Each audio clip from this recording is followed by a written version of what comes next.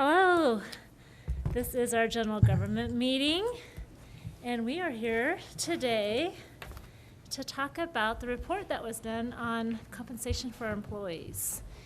But before we get started on our agenda, I would like the roll call, please. Councilmember Dennehy, absent. Councilmember Gonzalez. Here. Councilmember Jaquez. Aye. Councilmember Reed. Here. Councilmember Schmischer. Here. Councilmember B. Smith, absent.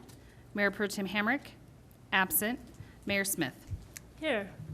Councilmember Gonzalez, I see that we have some special guests in the audience. I love having youth here. It's just a wonderful thing to have young adults participate in local governments. Yeah, so my daughter's friends were hanging out at my house today, and they said, well, where are you going? And I said, well, I've got a meeting. And they said, what kind of a meeting? And I told them, and they said, can we go? So I do have some youngsters in the audience today who are curious to learn about what we do here at city government. Very good. Well, Yeah. you know, if you stay for the whole meeting, you have to come up here and sit up at the dais and give it a try. Yeah. We'll wait till the camera gets turned off, though, because So But thanks that's for fine. coming, you guys. Yeah, that's really awesome. Thank you for being here. Let's go ahead and turn over the compensation study results and implementation recommendation, and I'm assuming that goes Yeah, to our HR? we'll turn it over to Ivy and Tammy and Lori Graves from Graves Consulting. There's been a lot of hard work that's gone into this study, and lots of Excel spreadsheets and crossed eyes and things like that, analyzing this every which way we can, and appreciate all the hard work that Ivy and Tammy and Lori have put into this. So with that, I will turn it over to Ivy to get us started. Thank you. Tonight we're happy to share the results of the compensation and classification study that's been ongoing for several months now. A lot of hard work went into it, and we're happy to say that we are drawing to a conclusion on this very big project. So I'm going to start off by presenting a brief overview and then hand it over to Lori Graves, the president of Graves Consulting, who was our outside consultant on this project. She'll do a presentation on the overview of the process, the findings, and the recommendations. And then we'll turn it over to Tammy, our director of finance, who will discuss the impact analysis and then recommendations for the implementation.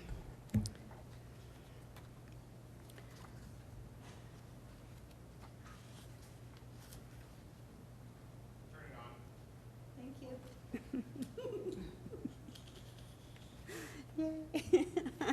So just a brief recap of why we did this study in the first place. So the last formal compensation study that we completed by an outside firm was in 2006, which has been quite some time ago. We've done several in-house studies since then, but they were primarily focused on certain departments, and rather than doing a complete citywide comprehensive study. That resulted in some internal equity issues, as well as a little bit detrimental to morale as well when we did just focused on certain departments. We also wanted to ensure that as an employer, the City of Cañon City's salary ranges were competitive and in line with the current market, which we know after the study that they are not. We wanted to offer competitive salaries that would not only attract but also retain our top talent. So not only do we want to get them to come to City of Cañon City, we want them to stay with City of Cañon City. And then finally, but of course by no means the least important reason for the study, was to take steps to comply with the Colorado's Equal Pay for Equal Work Act, which went into effect January 1st of 2021. So our city attorneys prepared a memo back on August 21st of 2019, it's been a while ago, which recommended, among other things, that the city take steps to limit the liability under the new law by having a thorough and comprehensive pay study done, and they suggested that it be done by an outside party, which we've done. So at the time we launched the study, we really had no idea just how relevant the timing of the study would be. It's hard to miss all those headlines out there. The fast food and restaurant industries are the most talked about in the media, but businesses of all sizes across all industries are really struggling to fill the jobs. The unemployment rate, US is 5.8% in May, Colorado was 6.2% in May, and Fremont County, even higher, 7.2%. And that's kind of the trend. Fremont County kind of struggles a little bit more than any of the other counties in Colorado. That's just historical. So it's easy to say that these higher than normal rates are due to the extended unemployment benefits, but that's only a partial picture of what's happening, which we'll talk about a little bit later. So the Great Resignation, I'm sure you've all heard that term coined in the media lately. So not only are organizations having a difficult time filling open jobs as they reopen their businesses, but they're also dealing with an unusually high number of people who are leaving their jobs. The media, like I said, is calling it the Great Resignation. Why are they leaving? Some of the most common reasons that people are citing is better pay, more flexibility. They now have the option to work from home in more organizations as they shift from in-office to remote opportunities, less commute time because of those remote opportunities, and the priorities have just changed during the pandemic. It's made everybody realize work is work, family is family, and family is where people's priorities are now. So you're definitely seeing that shift in employees that are leaving companies. The pandemic provided a unique opportunity for people to reevaluate priorities. They're now seeking out opportunities to work from home or a job that offers a flexible schedule that better fits their needs. People started to recognize that I'm not necessarily most productive between the hours of 8 and 5, and companies are responding to that. They're giving them, rather than set 8 to 5 hours, they're giving them the choice to work when they are most productive, as long as the end result is getting the work done. So a lot more flexibility out there. So because of this, job seekers now have the upper hand. So the number of job openings is staggering. It's higher than I've seen in many, many years. Pre-pandemic, many companies wouldn't even consider allowing positions to be remote, believing that employees who worked from home weren't as productive. The pandemic has changed the mindset, and more companies are shifting to positions to remote or hybrid positions. With so many remote opportunities out there, employers are having to make adjustments or risk losing top talent, which is what we're seeing with the Great Resignation. So employers are reacting to this shift because the candidates and the employees do have the upper hand. So due to the labor shift, employers are quickly adapting to remain competitive. So companies like Target, Hobby Lobby, Starbucks, Costco, Walmart, Amazon, there's tons of them out there, have all announced that they are increasing their wages to address this situation. In addition, several companies are now offering sign-on bonuses, which is something that we haven't seen in many years. Even McDonald's, Amazon, the casinos in Cripple Creek, they're all offering huge sign-on bonuses just to get people to come work for them. So we called around to take a look and see what some of our local companies are doing. So these are just a few that they called on. The entry-level pay for a deli clerk at City Market with very minimal experience is $16.50, while our library technician, our museum education coordinator, utility maintenance worker positions all start $1.17 to $3.28 lower than that. That's a deli clerk at the grocery store. Positions at the Amazon warehouse in Colorado Springs make about the same rate as our water treatment plant operators, which we know the water treatment plant operators have a really high level of responsibility. Knowing they can go work at a warehouse in Amazon is a hard pill to swallow. The service tech starting salaries at Vestas and Pueblo are higher than our CSOs and about the same as our police officers. So they can go get a little bit of training on forklifts and make as much as our police officers do. It makes me shake my head. So the continuing trend, this is not going to be a short-lived trend. According to a recent study by Robert Half, these trends will likely continue for the next several months, I suspect even into next year. 32% of workers plan to look for a new job in the next few months, and 42%, almost half, are going to seek out remote opportunities. Recruiters are taking a different approach to recruiting.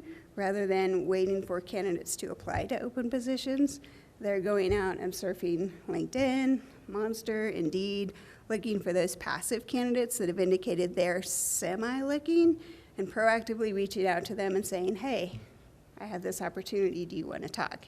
And unfortunately, candidates are willing to listen. Then taking a little bit closer look at our own turnover, it supports the way the trends are going. So in 2020, the number one reason employees left was due to better job, better pay, followed closely by personal, not job-related, which includes things like needing more flexibility in their schedule, their commute time, change in family situation, just pure burnout, and reasons related to their own or their family's health. So far in 2021, the main reason is personal, not job-related, followed by better job, better pay. So still same reasons, just flip-flopped a little bit, which shows that employees' priorities have changed during the pandemic. They're thinking more personal, family-related reasons. But pay is still up there as well. So final thoughts, I'll leave you with just a few of my own thoughts and observations. Recruiting is tough. There's no bones about it, it's tough right now. It's frustrating. Recently, we posted 2 museum positions. Excuse me, all positions require a candidate to answer screener questions when they apply. And one of those questions is the posted salary acceptable? If they say no, then we might have a conversation with them. But if they say yes, then that means they're willing to accept the position. So we know that candidates are interested in working for the City of Canyon City, but then when we get to final conversations with them, we have a different story. So with the 2 positions with the museum that have happened lately, we posted the position, we screened applications, we did phone screens. From the phone screens, we called in for in-person interviews, talked about the salary all throughout the process, and then we offered it to our number 1 candidate, who turned it down due to salary. So we went to our number 2 candidate, who turned it down due to salary. So we lost about 2 weeks of time in there just based on being turned down due to salary, which is 2 weeks of time that we don't have the luxury of. Lisa, did you want to speak a little bit to that experience?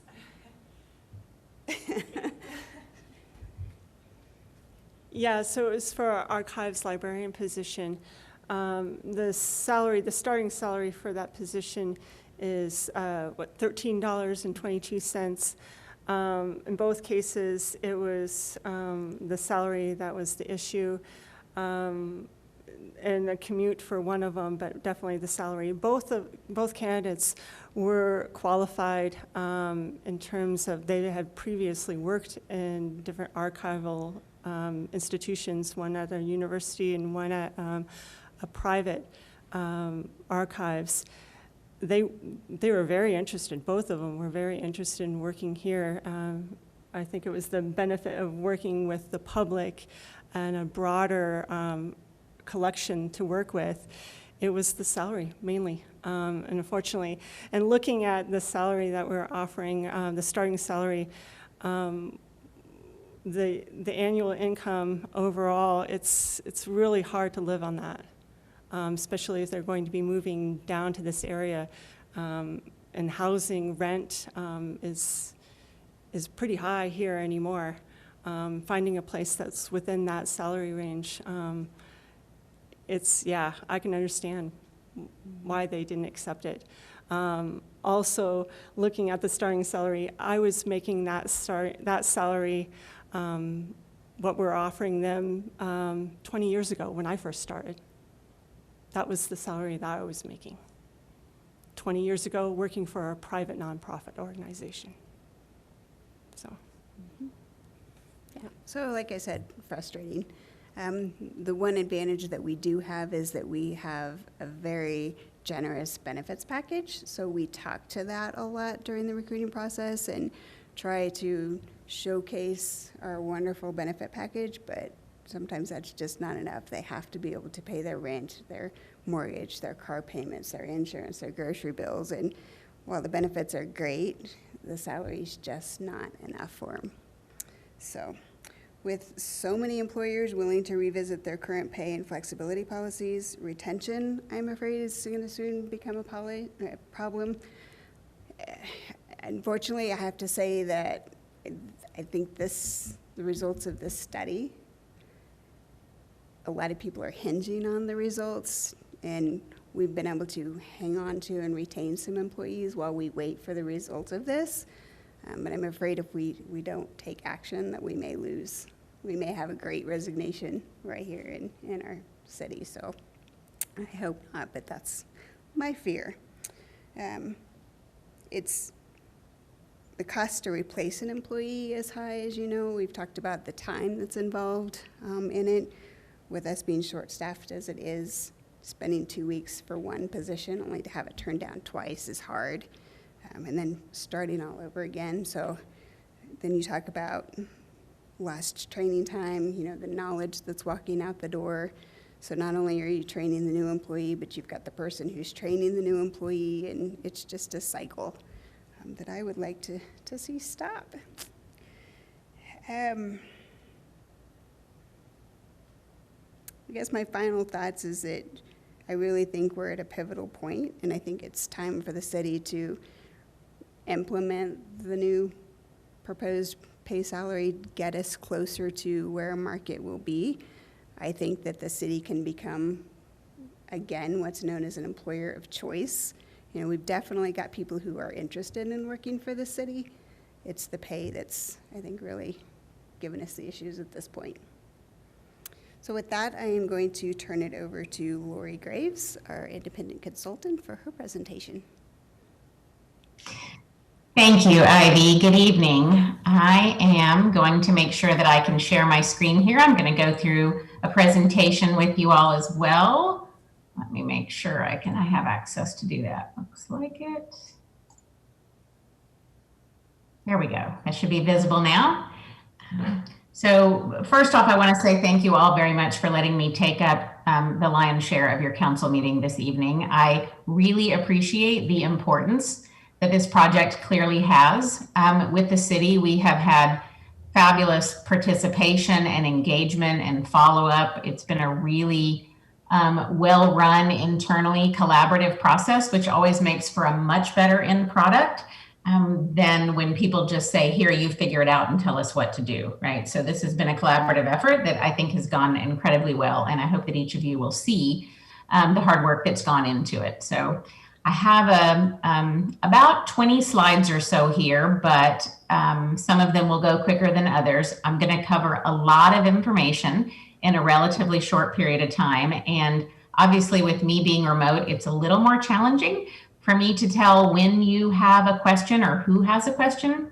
So please forgive me if I talk over you without intending to.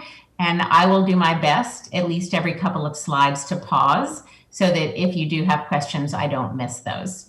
Okay. So let me advance this.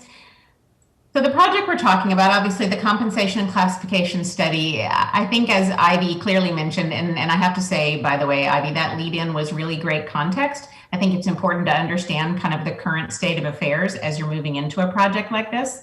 And the intent clearly is to ensure that the city can continue to recruit and retain the qualified, engaged, diverse workforce that it's going to take for you to continue to support, right, the growing city that you're in. And making sure that everybody is paid competitively to market and that also the pay is internally equitable.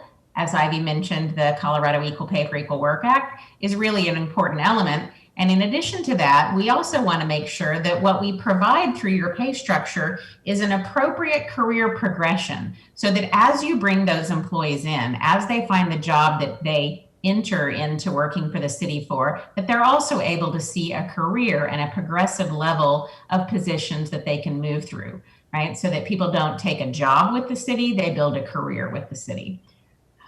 And the scope of our project was really to come in and provide recommendations to the city for your pay structure and to ensure that those recommendations that we make are tied to statistically valid market data, and that it is market data from a defined market area that's appropriate for the city. And we'll talk a little bit more about that. And included in our recommendations, we will also talk about a phased-in implementation and ongoing maintenance, so that what we provide to the city is something that will not just get you where you need to be today or this year or next year, but it is something that has everything you need to be able to manage it and stay aligned to market for the next few years.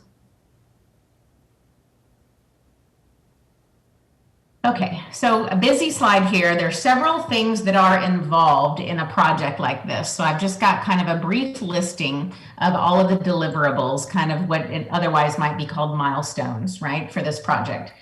And we began by making sure that we shared the project intent, the process overview, and the deliverables, not just with the leadership team for the city, but also with all employees. We created a presentation that was geared specifically for them, and I actually dubbed a recording of it so that employees didn't just have to read it. They could actually watch the presentation, but not have to all be gathered live at the same time to do it. So hopefully that worked out well. So we did share up front what we were doing and why we were doing it, which is, again, one of the reasons that I think Ivy's mentioning. You have some people who are kind of hanging in there and willing to wait because they understand that this is something that is important to the city and that you are taking seriously and doing something about. We started out by really making sure that we fully understood the current state, right? So looking at your existing current wage structure, your classification system, all of your job descriptions to really make sure we understood. We looked at org charts, right? We also, to make sure that we really fully understood the jobs, right? It'd be difficult for us to say, we've created a market study for you if we didn't really understand what the requirements were for all of the jobs. So we designed and deployed a customized position description questionnaire that went to all employees that they filled out to ensure that we really did understand what they were doing and that their job descriptions could be brought current and that we could use that current reflection of what they're doing and what their requirements are as we benchmark the positions. So this went to all employees. It was also reviewed and approved by supervisors, just so that we have that view from both perspectives, right, of the jobs. The next thing that I would consider really foundational in a project like this is that we met with the leadership team and facilitated a discussion where we created a definition of market and essentially selected the areas and the organizations and the municipalities that the city would compare themselves to. So when you say you have a market-based pay system, you actually have a definition that says, here is the market that we have defined as appropriate for our area. And we'll talk a little bit more about that. Once we understood the market and we understood the jobs, then we used existing survey data to go out and gather the current relevant market data from each position within that defined market that we talked about. When we had all of that, we looked at it, put it together, and we recommended a pay structure that we felt like would meet the city's needs. And we also included our recommendations for the placement of each position within that structure. And that was something where we were able to work collaboratively with the leadership team to ensure that we had it structured in a way that was going to suit your administrative processes and practices and your culture, and also continue to make sure that you stay aligned to market, because both of those are important. So that was one of the areas where it was really important to have that collaboration. Once that was done, we worked on a financial impact analysis of what it would look like to implement this structure. And that's something that you're going to hear a little bit more about after this presentation, because obviously that's the most important part of a project like this. It all sounds great and you all want to do it, but you've certainly got to be able to make sure you can afford it. In addition, we included in the scope of this project revising all of the job descriptions within the city so that you could ensure that they're all current and up to date based on what we know about the jobs and what we gathered through the position description questionnaires. And then it wraps up with the presentation that we're talking about today. There'll be a very full, long, detailed written report. We'll have this presentation, right? We've shared with the leadership team, sharing it with the council, and there'll be a follow-up presentation that will be able to be shared with employees once some decisions have been made about implementation, right? So another thing that I think is helpful and important about this process is that it has been as transparent as possible with employees so that the city could certainly take full advantage of the importance that you were placing on this project and the resources that you were applying against it. I'll pause for a second because I just covered a lot to see if anybody has a question to interject.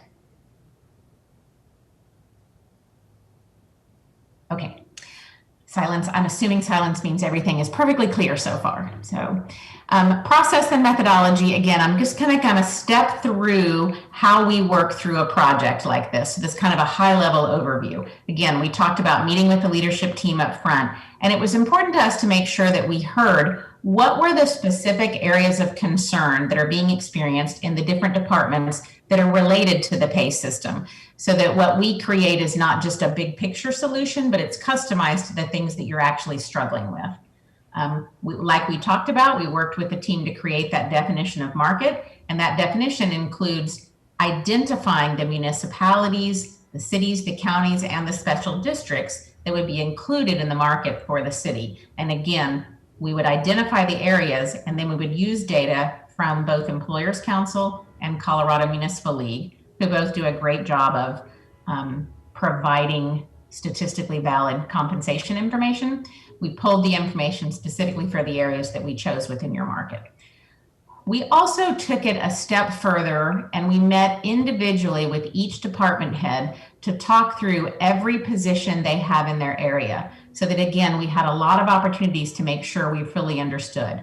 Because even though we have worked with dozens of municipalities across the state of Colorado, we know that each one has some uniqueness on what you ask a particular position to do, or what your requirements might be for that position. So we want to make sure we're not just looking at a job title and thinking we know what your expectations are, but that we're having a robust discussion to ensure that we do.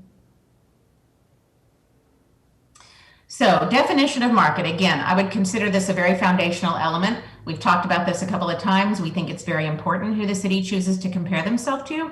We also think it's important that it be documented so that it can be carried forward and you can have that continuity. We did suggest that the city include a fairly wide variety of entities, both close to you regionally and across the state, based on similarities in your labor market. What we know is that the city doesn't necessarily directly compete with all of these other municipalities for employees, but what we know is that we need to create a defined market area that's large enough that the data that we're able to pull is statistically valid, right? If we were to only choose a handful of municipalities, the special cause things that exist in their pay system, which everybody has some, would heavily influence the market rates and what we would base your pay system on. So it needs to be broad and valid. And we also know that obviously not all of these organizations have exactly the same cities, so they can't match to all the jobs. We need to have more of them so that we can get good data for each position.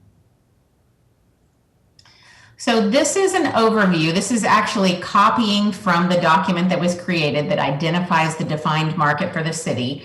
And I don't feel like I need to read it word for word to you, but as you can see, we defined it based on region, and the way those regions are titled is that way because that's the way they're defined by the Employers Council, which is the primary data source that we used. So they tend to group municipalities into regions. We used the Pueblo Southern Colorado region and the Colorado Springs market. We also did include some of the counties that move up into the southernmost part of the Denver metropolitan area. And we included some of the southern portion of the resort area market because that is a separate market. And we know that wages are impacted by that.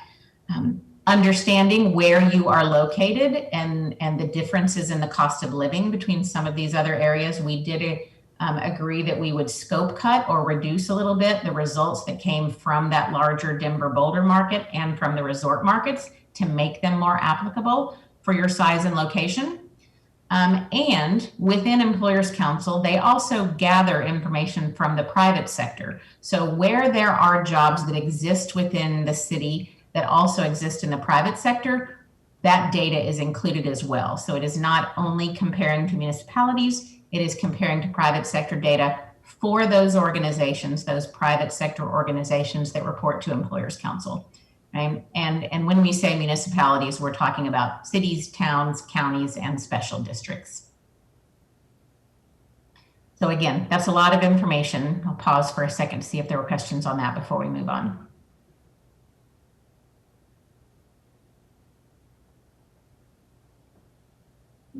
Okay. I'm trying to adjust my view here so I can see if there's anything in the chat, but Sorry, Lori, we do have a question. thank you. Could you speak just a little bit more to how you determined the reduction rate and the defined market areas that would be reduced? Certainly. So, as much as I would love to tell you that compensation is all science and no art, or it is completely formulaic, in reality, it's not, because there are some judgment calls we have to make. So we have done a lot of this work in all of those regions, and you tend to get pretty familiar with the differences, the overall differences in market averages for jobs between the regions. And so by looking at a comparator of if you pick one particular job that exists both in the Denver, Boulder, and resort area, and then also maybe in the Southern Colorado area, you can see that on average, they tend to be somewhere between 10 and 20% higher in those resort or Denver, Boulder. So we knew we needed to create a reduction to account for that, and 15% felt like it was the moderate number to choose. Thank you. Absolutely. Anyone else? Go ahead.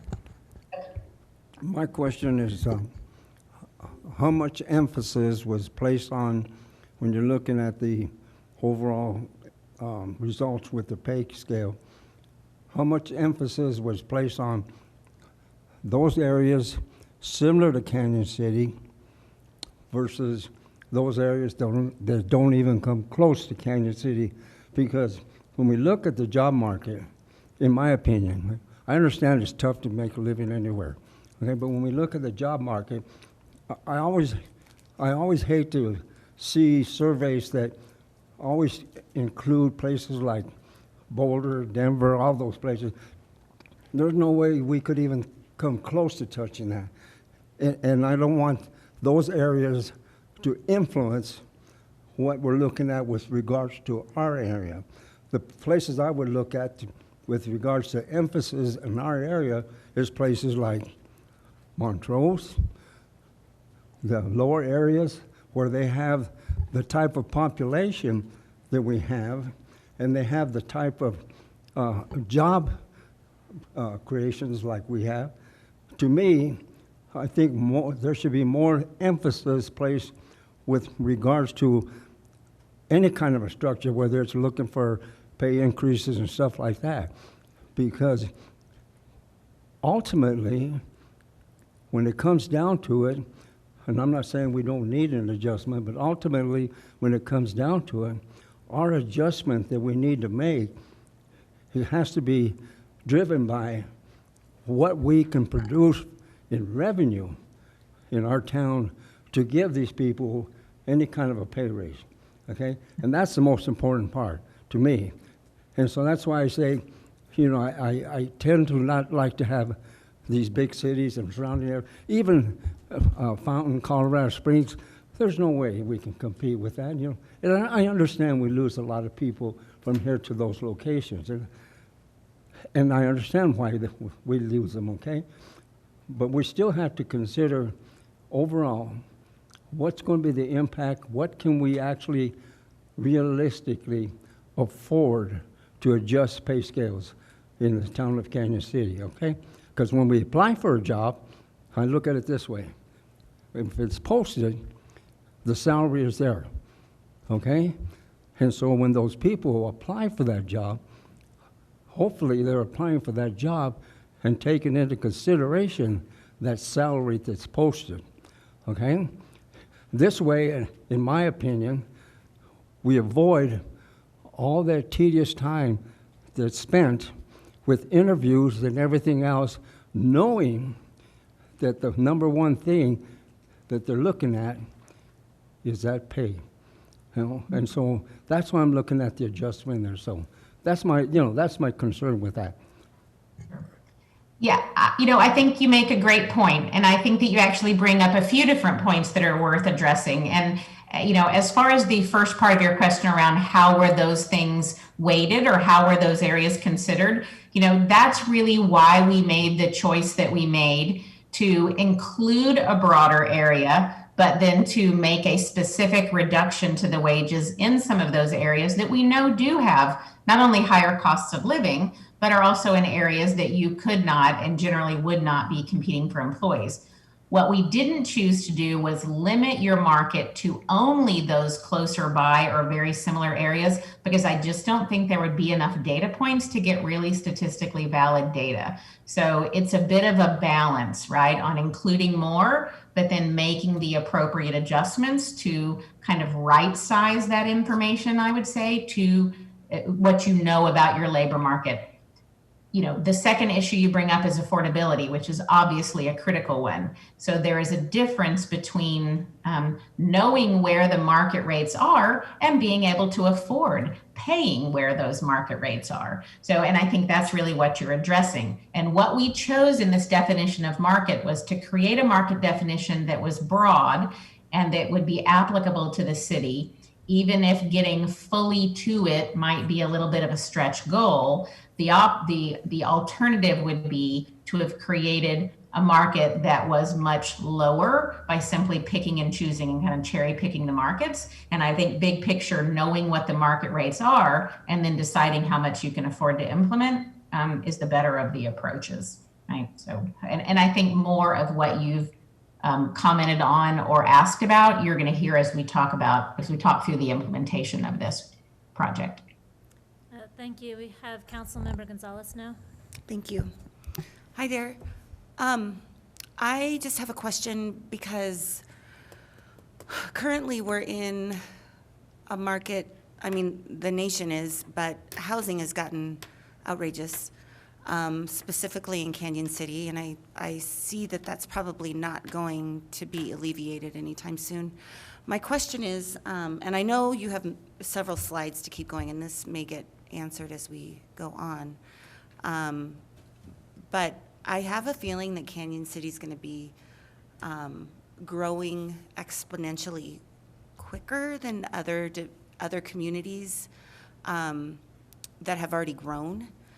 Are we taking that into consideration as we move forward? You said, this will help us several years down the line.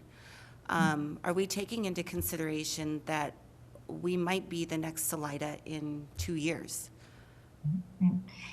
That's a great question. And I appreciate that kind of forward-looking perspective, because that is what's important about a survey like this. And what I would say is that while we didn't specifically create some type of a housing factor or cost of living factor to make these numbers larger to account for that, we did specifically build this broader defined market to support the fact that we also believe that the city is going to continue to grow and that you're going to have to build a structure that is able to support that growth and all of the different positions that you'll need. So it was done really by choosing this larger market and including some of those areas that are larger and broader than we have. It looks like we're ready to proceed. Okay. Awesome. Thank you. Great questions. So as we continue going through the process and methodology, we've talked about kind of what I would say are the foundational areas. The data collection that we did, we simply pulled from the surveys that we talked about the actual wages being paid to employees that are doing similar work for each of the positions. So the surveys provide both pay ranges and actual average pay rates. And what we used to create a market rate for each job were the actual pay rates, not just the ranges. Sometimes you will see people that will just compare range to range and say, oh, okay, we look like we're all right. But where somebody is actually paying within that pay range makes a big difference, right? Some of those pay ranges are 40, 50, 60% wide, and they might have a pay range that looks really big, but they're paying everybody in the bottom quartile, right? So we pulled actual wages being paid. We do go through and we scrub the results, right? Employers Council and CML do a really good job, in my perspective, of producing this survey information, but there are always some anomalies or some outliers, some places where somebody just didn't match a job correctly, or where they maybe miskeyed a number and you can see a number and you just know that it's wrong. So we go in and we scrub the results, and we also go back to what we understood about each position, and we make adjustments to the benchmark numbers to account for some of the uniqueness within your roles, right? So when we understand that a position within the city has a higher experience requirement or higher certifications required or a larger scope of responsibility, we might select a benchmark job, but say, to account for those things that are higher level within the city, we might scope it up. Or conversely, we might do the same thing and scope it down when we know that the job in the city is maybe of smaller span and scope than the people that have reported it. So we don't just pull the data and say it is what it is. We do a lot of detailed scrubbing. We do also look to match as many of the city's positions to those external data sources as we can so that we can create a market average for each job. What we know is that there are always a handful of positions in any organization that are very unique, right? That over time, certain duties have been combined in a way that that job is simply different than what exists in the market, and we may not have a market point for it. And for those handful of jobs, we will simply slot them on the pay scale based on their internal relative value to all of the ones we've already benchmarked, right? But that's usually the vast minority of positions. So the additional analysis that was also done is we looked at all of the census data to make sure that we could understand the financial impact of implementing the recommendations that we're making. And again, this is where the city's internal team in particular has done a lot of work on looking at the cost of that implementation. We also looked at areas where we know pay compression exists, right? Where new employees are having to be brought in higher in the pay scale and are either at or above the wages that other employees are being made, or where adjustments have been made to starting rates, but existing employees in those same jobs weren't given the same adjustments. So now pay compression has been created, which can be a huge issue when it comes to retention.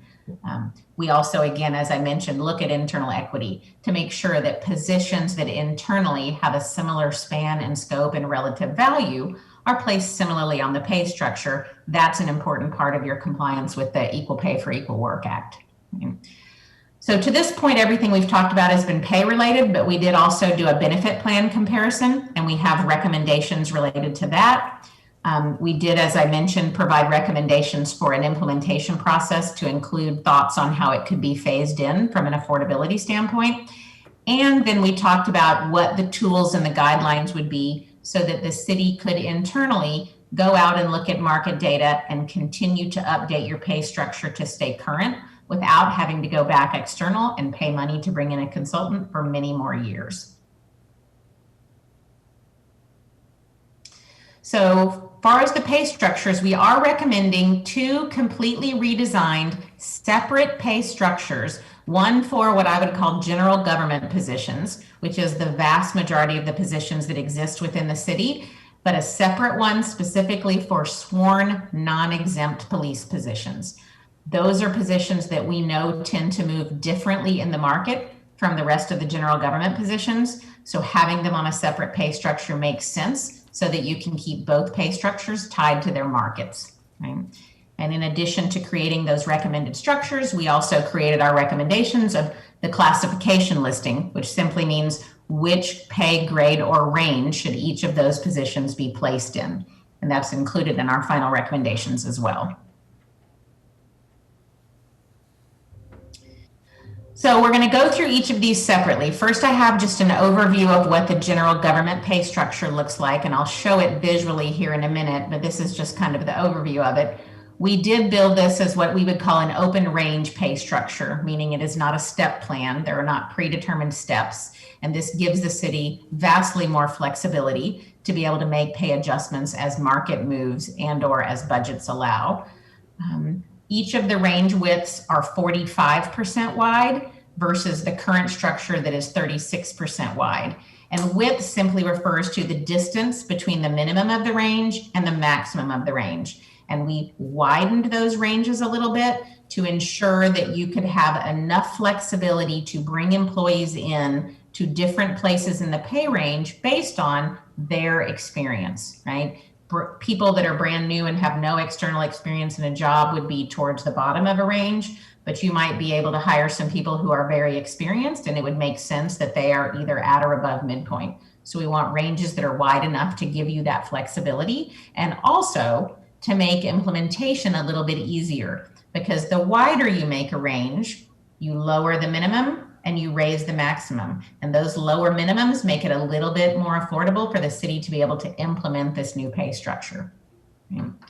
We built this general government range with midpoints that are 5% apart, simply meaning the distance from the midpoint of one grade to the midpoint of the grade directly above it is 5%. We actually started out with a midpoints that were 10% apart. And what we realized was that based on feedback from the leadership team, it was going to be harder to differentiate some of the positions that needed to be in different pay grades. So we made those a little closer together. The current structure you have, they are only about 2.5% apart, which means every grade overlaps the other significantly. We believe that this design is a structure that's going to be easy to maintain over time with your market adjustments and to be able to keep the integrity of the structure. And it's also a little less complex than the current structure because there are a total of 29 pay ranges now, where the current one has 54. So a little bit less complexity, a little easier to be transparent and communicate to employees. So this is just a visual representation of the new pay structure. And again, I don't know exactly how big the screen is that you're seeing this on, so this might be a little bit of an eye chart. You certainly don't need to commit it to memory. You should have it in your packet as a pre-read, but this just reiterates what I was talking about. These are the grade numbers that you see. Those numbers really don't have any significance other than that's how I simply chose to number them. I generally start with grade 10. I don't start with 1 because my experience tells me that nobody likes being in pay grade 1. So I make it 10. You could make it 100. You know, those could be anything that makes the most sense for the city. You see each pay grade in their range. You see that width that we talked about, 45%, and then you see the distance between the midpoints. There is a larger gap between the first and second pay grades only because we simply needed one pay grade that was low enough to incorporate the very entry level, seasonal, maybe part-time jobs that are going to be coming in with a minimum that is just over minimum wage.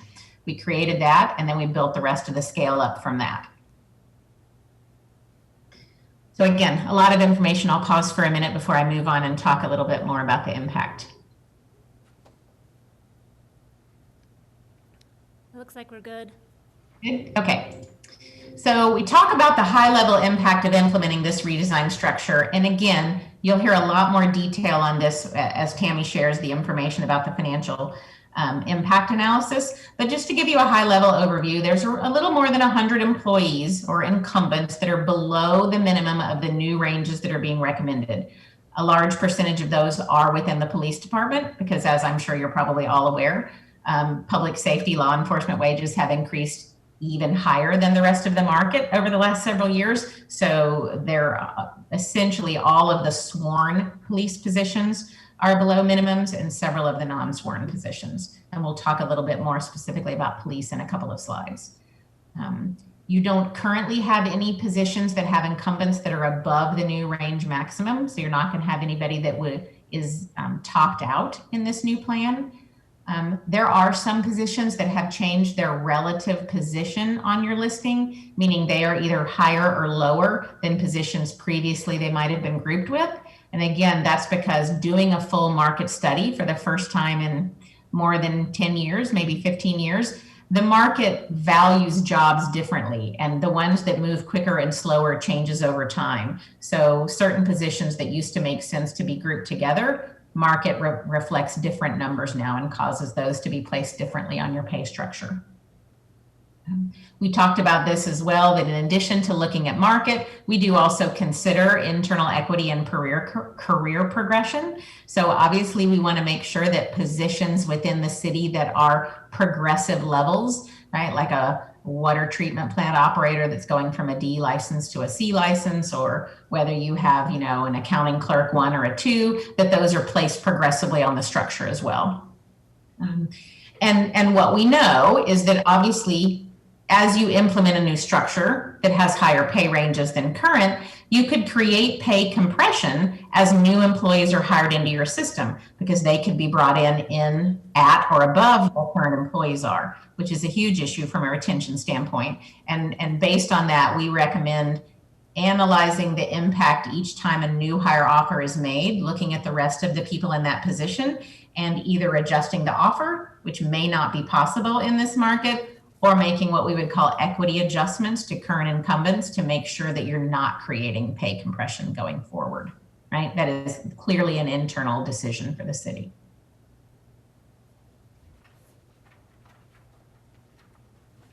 Okay, so I've included this chart just simply because I like how this chart visually represents a lot of the concepts that we were just talking about. So bear with me for a second and I'll kind of talk through what it is.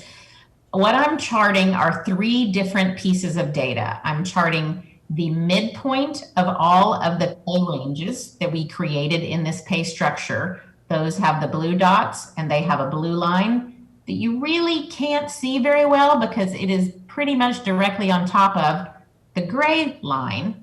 What the gray line represents are the market averages, the market rates that we pulled for each of these positions. So by seeing those 2 trend lines on top of each other, what that's saying is that with this proposed pay structure, the midpoints of the pay ranges are tied very, very closely to the market averages for the positions that are included in those pay ranges, which was our goal, right? Our goal was when we determine the market rate for a job, we want to place it on your pay structure in the pay grade that has the midpoint closest to that market average. So that what you know is when you bring people in with less experience, they are going to be below midpoint and they are going to be below market average. And as they stay in that job and stay with the city longer, they will grow not only to where they are at market average, but potentially above it, right? So the ranges are built around midpoint. So this is simply saying that structurally, this recommended pay scale ties your jobs very well to market. That orange line and those orange dots, what you see, those are today the current actual pay rates of the employees in these jobs. And as you can see, when you create that trend line, you can see that it's significantly below market and significantly below the midpoints of the new proposed ranges, which I don't think comes as a surprise to anyone. But this just gives you kind of a visual representation of that gap that is currently existing between market rates and current employee salaries. You know, the other thing I'll just point out, and then I'll pause for questions here, is that you will see a few of these dots that appear to be pretty significant outliers, right? Like if market average is way up here, or maybe a current rate is way down here. Some of those exist because we talked about those adjustments that we make to the market data. We may have pulled data that showed the market was significantly higher for a position than where we chose to place it on the pay structure, simply because we knew there were differences in the span and scope of that job within the city, within Canyon City, than in the market data. So again, we made sure that we customized our recommendations, not just to, hey, that's what the data says, but we still think this is the right benchmark. But what we know is that the job here is a little smaller or a little larger. So we made those adjustments with where we placed it. So again, a lot of data represented on that slide. I'll pause for a second if there are questions. We're good. Okay, awesome. So we're going to move on and talk about the proposed structure for the police. And when I say police, I'm talking only about the sworn non-exempt police positions. Those are the ones that really move differently in the market from most of the general government positions and are generally created on a separate pay structure. So that's what we did. We created a separate, also open range pay structure, meaning it has a midpoint and a max, but there are not predetermined steps. It is set up similar to the layout of the general government scale in that the ranges are roughly 45% wide. This includes the positions that work more than 2,080 hours a year. So those positions within the city right now are PO1, PO2, corporal, and sergeant. That's specifically what we're talking about on this scale.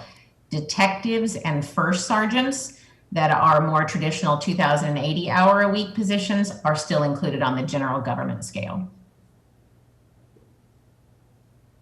So this is just a visual of what that recommended pay structure looks like. Where the other scale is quoted in annualized salaries, this one is showing hourly rates simply because these are employees that don't work a standard annualized year. So we're showing the hourly rates. And you can see here that the widths are very similar. There are 4 separate pay grades. We created for cadet, and cadet meaning an officer that has been hired but is not yet post-certified and is currently attending academy. The hourly rate would just be a pay point. It would not be a range because they are going to stay at that pay point until they complete academy and become a police officer 1. So we have a cadet rate, and then we have pay ranges for the other positions. Okay. When you look at the financial impact of implementing this, all of your current incumbents in these positions are below the new range minimums, most of them by around 5%. It varies, but that's a pretty good average.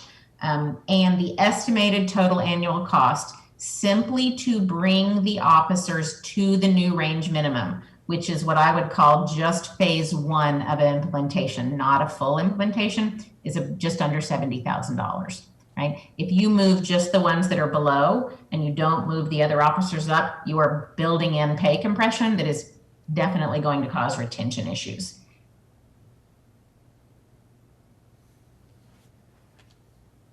I'm going to pause on that one for a second before I go on to the benefits review. Councilmember Reed. So just for clarification, you said that changing that would be phase 1. Is phase 2 and things like that going to be addressed in later slides? If not, could you explain what phase 2 would look like? So when we get to implementation, I think our phases are a little bit different than how Lori's presenting them. So that'll be in Tammy's slides. Okay, but we'll get those. Okay, thank you. Thank you. Anything else? Okay.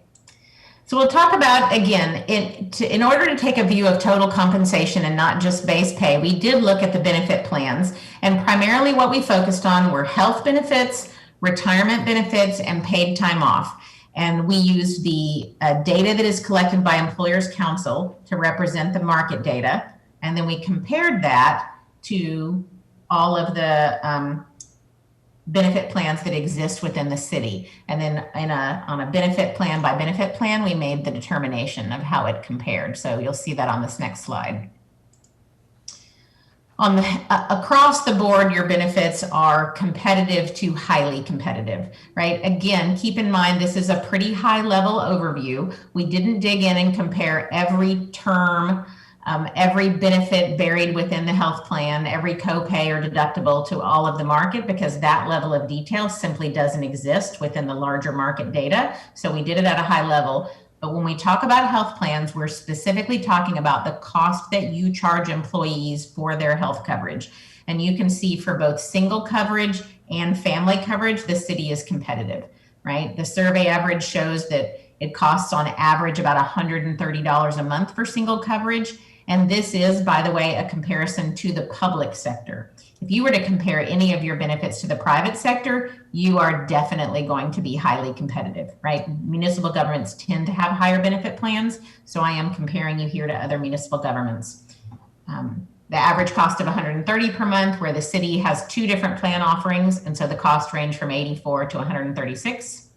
And then if you take that same look at family coverage, the survey average on average is over $600 a month for family coverage for health benefits. And the city is ranging from just over $200 to a little over $300 for the 2 different plans that you offer. So very competitive there. As far as retirement benefits, again, what we focused on were the employer contributions to the retirement plan. That's really the biggest piece of it. We did split this out between general government and police, because there are generally differences between the way retirement benefits are funded for general government employees versus public safety or law enforcement. So within general government, the survey average is a 4% employer contribution, and the city's currently at 4.9. So you're definitely above average on that. And then the survey average for police sits at around 10%, and the city is at 11%. Now, so again, competitive again. What I want to make sure I call out here, though, is that the Employers Council data, when it comes to retirement contributions by the employer, doesn't separate out public safety positions from all of the general government. We know them to be very different, and they ask those questions and include free-form answers, but they don't include the averages. What I pulled that 10% survey average from is a very recent, like just wrapped up in the last maybe 3 weeks, survey that I did for another client of police departments all throughout the Denver Boulder area. It had 29 total participants, and the survey average for retirement contributions by the employer was 10%. Right? So I just want to clarify that data came from a slightly different place. And then paid time off, again, with paid time off, the city is highly competitive across all of the levels. Looking at the accrual levels for your paid time off at all of the different lengths of service and including your holiday pay, you are well above the average for paid time off, which is a great place to be right now, because that is definitely one of the benefits that people are looking for. So again, I'll pause for a moment before I move on to another topic, if there's any questions on the benefit plan piece of it. Thanks so much for that. During Ivy's opening presentation, she referenced increased flexibility as being particularly desirable, including remote and telework options. Is that part of the comparison that you looked into during the benefit review? Thank you. Sure. Great question. And I wish it were, because I wish that data were available. And I would assume in years to come, it may be, but those are not questions that are currently asked within that Employers Council survey. And so I did not have a comparator group to put that against. I would say, again, it is safe to say that those are becoming areas of focus, and I would hope that these surveys will expand the questions they ask to get deeper into that area. Ryan, I kind of have a similar question as Councilmember Schmischer. Is that something that we will be considering, and that's to you too, Ivy? Some positions that could be more flexible. Yeah, certainly, it's hard to build streets from home. So, well, obviously, but there's some. We've got a lot of positions where, work from home is just not an option, and the flexibility, but for positions that are office-based, that have the potential for work from home options, that is something that we consider on a case-by-case basis, and that is built into the employee handbook. And then, Ivy, you alluded in part of your arguments in the opening statements that even though we have these competitive and highly competitive benefits, that wasn't as much of a value to some of the employees because they needed to be able to pay their basic bills. Is there a consideration that maybe in some ways our benefits might be too competitive and it would be more cost effective to apply some of that towards their everyday wages? That's definitely something that the Insurance Review Committee is going to look at for the future. What we want to avoid is making too many adjustments at the same time, because then you get into, great, you're giving me a raise, but now you're adjusting the cost of the health insurance, so it kind of is a wash. So we're being cautious about making too many adjustments. Again, the end goal is to become known as an employer of choice, so you have to look at the whole package. One thing that HR will be implementing later this year is providing total compensation statements to employees at the end of the year, because it's very easy to forget how much the city contributes to the health insurance costs and the extra benefits that we provide. It's out of sight, out of mind. It's not something they necessarily see on their pay stub. So at the end of each year, we'll be providing a statement that will, right there, black and white, will show them this is the additional compensation that you're receiving from the city outside of just your base wage. Okay, thank you. Any more questions? I think we're ready to go. Awesome, thank you. Okay, so I just have a couple more slides here, and what I want to wrap up with is I do think it is important when you are ensuring that your pay structure is tied to market, that you have a philosophy and you have some documentation and guidelines around the structure and the process you're going to follow. Again, what my goal is to leave the city with everything you need to continue to manage your compensation structure and your process and your system internally, and to make sure that you have all of the guidelines in place to do that consistently and appropriately. So we recommended that the city have and adopt a compensation philosophy that also covers an overview, high level, of the structure and the process that will be gone through to ensure that it stays tied to market. So this is simply an overview, a very high level overview of what that philosophy would look like, how that structure would be documented, and then the process that would need to happen in the future, right, to ensure that it stays current, right? Job content analysis, meaning make sure you understand what each of the jobs are and what they're doing. Establish your external market and pull data from your external market, pull those market averages. Look at internal equity to make sure that you're not getting out of line there. Make ongoing market adjustments to the pay structure itself, right? We know that as cost of living and market rates increase over time, your pay structure needs to continue to increase to stay current with it. And then the other element is the placement or the movement of employees within that pay structure, right? The pay structures need to move and employee pay needs to move along that spectrum from minimum of range to maximum. So simply having guidelines and processes to say, this is how we're going to do it, ensures that it maintains consistency and fairness going forward. Councilmember Smith. This question will mainly be for Ryan. Is this something we can implement with the balanced scorecard as well? Is that kind of the process? Obviously, I realize there's this whole other presentation. Yeah, so, you know, especially when we get to the point where we're talking about merit increases, that will be closely tied to the balanced scorecard. So yes, the answer is yes. We're working on, you know, the department level balanced scorecards. We've got the pilot one done for facilities and streets, and we'll be working on the rest of the departments through the next several months. Awesome, thank you. All right, ready to go? So the good news is I really just have one final slide after this, and it's just kind of showing here's how the project will wrap up. Obviously, the presenting of the results, as we've just done for the leadership team and for the council.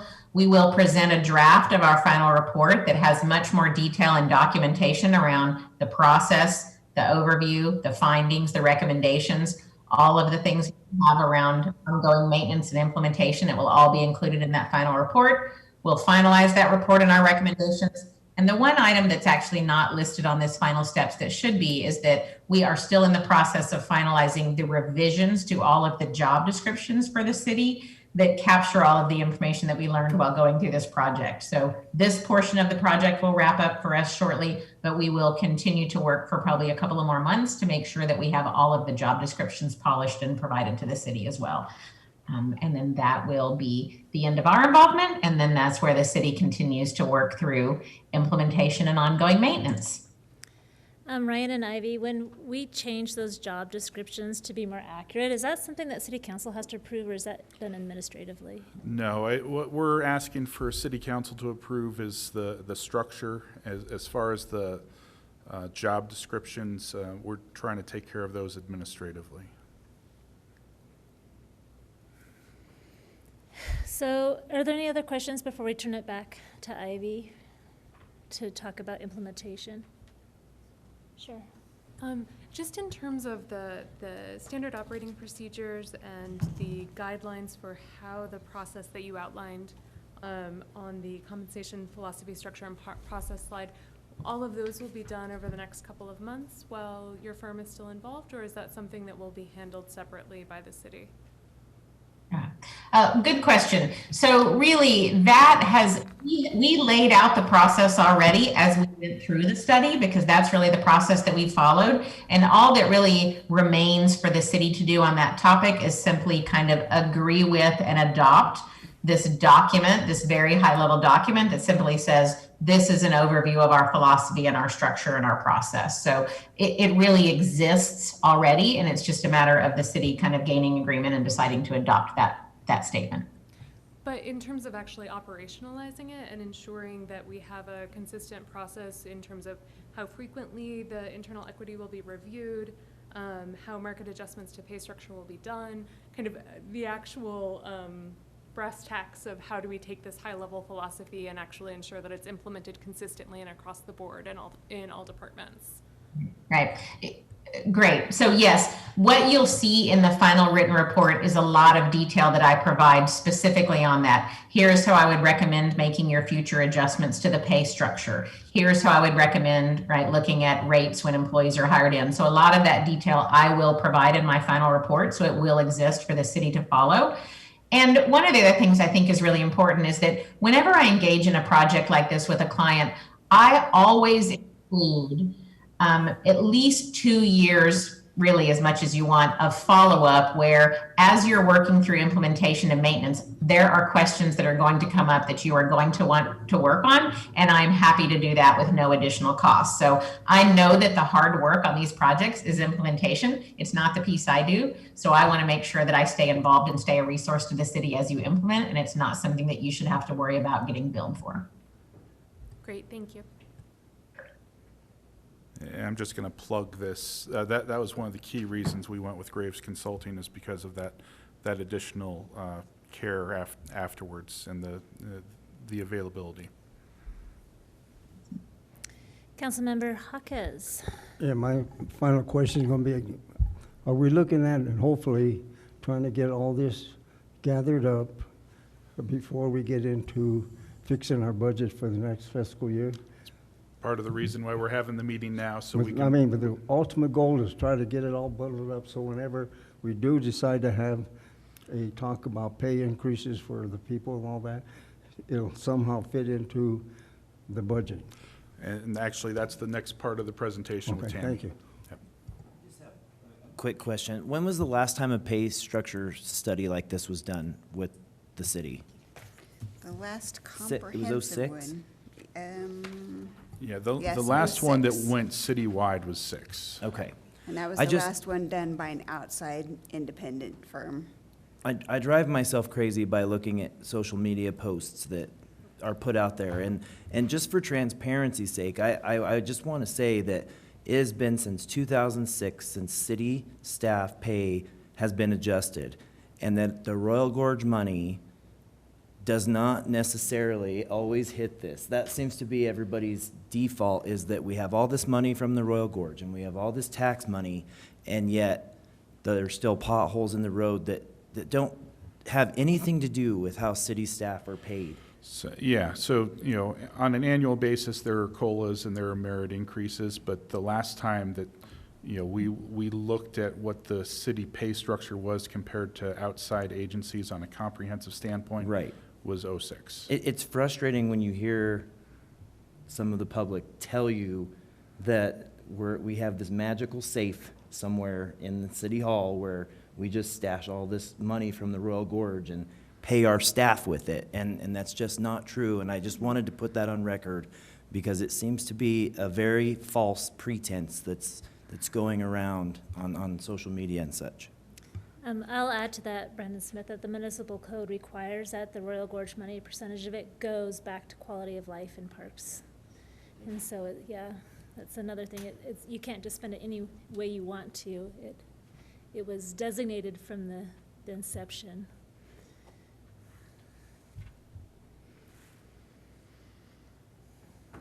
And with that, we'll move on to the next phase, which is implementation, and Tammy Nordyke, our finance director.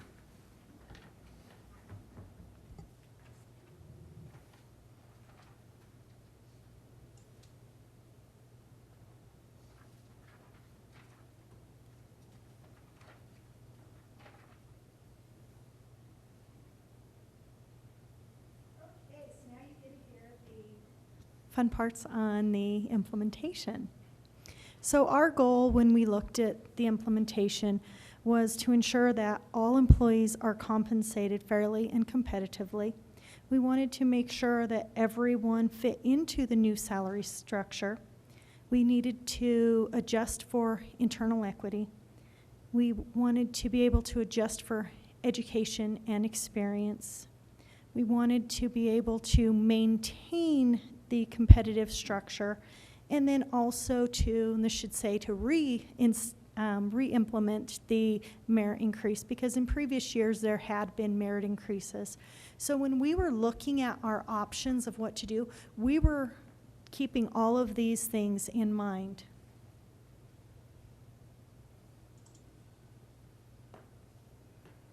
So with that, we determined that in order to do it, we would need to have a phased approach.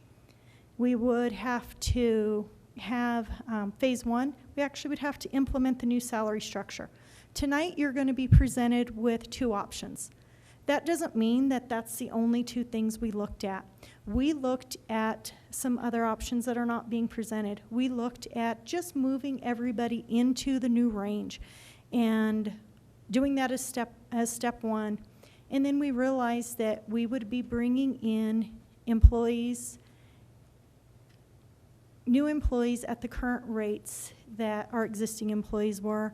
And then with our pay practices, they would possibly be making 2% higher than our existing employees. So we were going to have a lot of pay compression.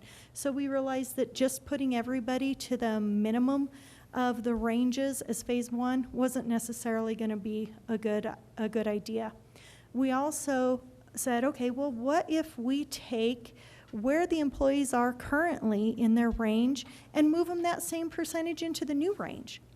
After speaking with the consultant and going back and forth, we realized that's not a good approach either, because our existing ranges weren't necessarily accurate. We had positions that were put into ranges more recent, so they were closer to market, where you had other positions that had been put in those ranges maybe back in the 2006 timeframe. And so to compare where they were with our existing range into the new one wouldn't necessarily make sense. So then we talked about these other two options that you'll be presented tonight, and so we narrowed it down to the two. We didn't want to present all four to you and tell you, yeah, we don't, here's this, this, this, and this. We figured we'd come to you with two options. And then our phase 2 and 3 is when we would adjust more so for the internal equity to include the length of time in a position here at the city, their education, and their experience. Phase 4 would be to re-implement the merit. And then phase 5 continues with merit increases and updates our current salary study. That doesn't mean we go out and do this whole study again. It just means that we kind of do a refresh on it to see that we are still paying competitive wages. All of our phases will account for cost of living adjustments and some structure movement. We may not do as big of cost of living adjustments as we did for 2021. For 2021, we did a 2.67% increase, and that was mainly because that is what minimum wage increased. So we felt we needed to do the same for all our employees, and we adjusted our range by that. With our lowest range being above minimum wage, we do not feel at this time that we'd have to do that full amount towards a cost of living adjustment, and that would be the amount the ranges would move up. And then both of our options do establish the methodology that will basically keep us with the equal pay for equal work. There are pros for both of the options. Both of the options do move the employees closer to market. It doesn't mean that all of our employees are going to be at market as soon as we implement this. It just means we're working on getting them closer to market. It will have we'll have higher starting wages, so maybe that will help us attract some more qualified employees. Our phase 2 and beyond, it will be capped at specific dollar amounts every year, and that will be decided by council with input from the staff. So that will help us maintain our budget. So we can control how much it's going to cost, that it's not going to get out of control. And then it does help, they all help control our overall personnel costs.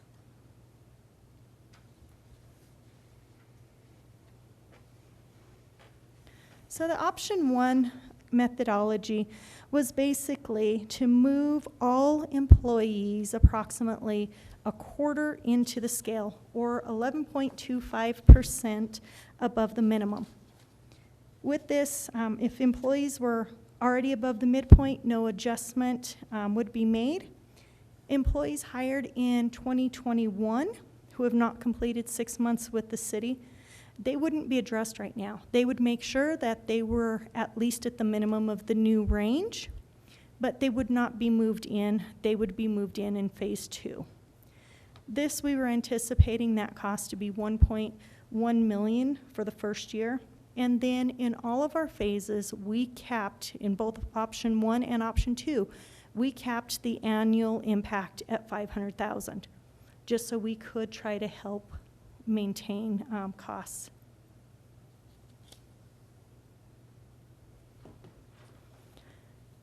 We looked at what we thought would not be a good thing about both of our options.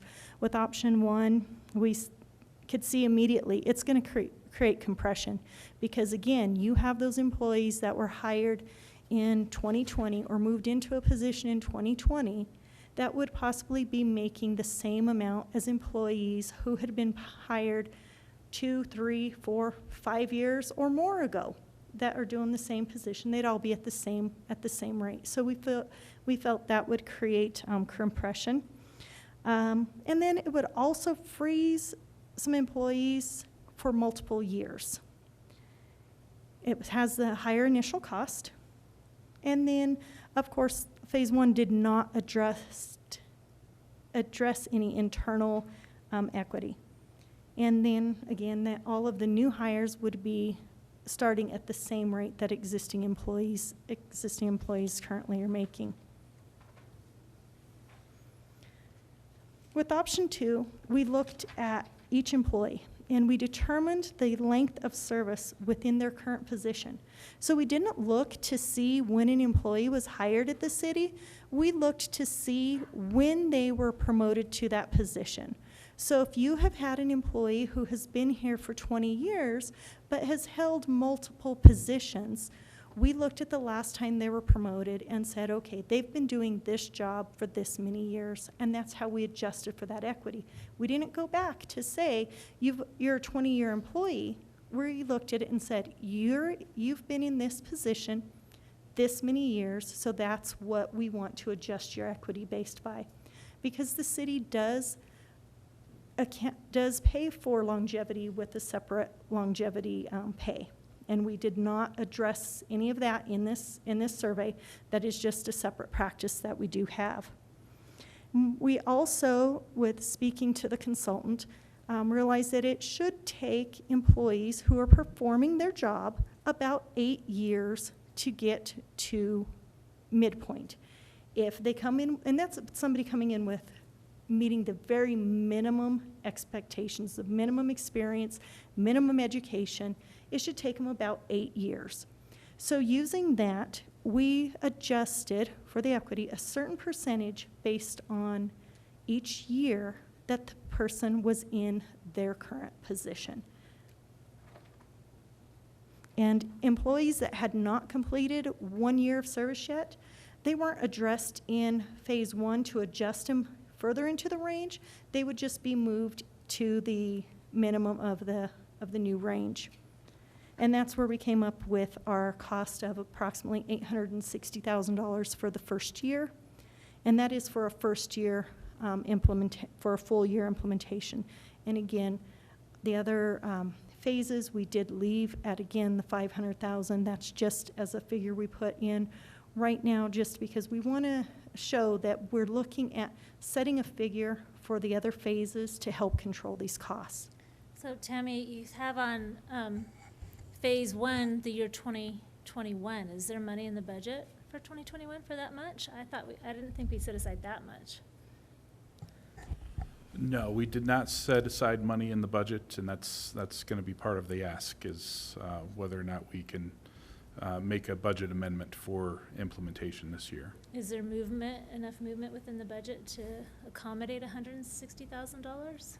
Well, it would be a budget amendment, so we would need to put the money back, we would need to put the money into the budget.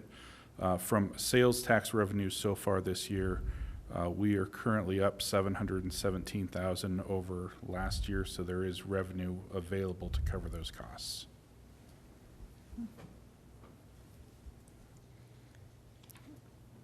I had another question. Ivy, you had mentioned during the study that there was a discovery of quite a few internal inequities. I was wondering if there's some examples of that. How specific do you want me to get, Ryan? Is that a Yeah, sensitive question? I would keep it as general as you can with, trying to answer the question.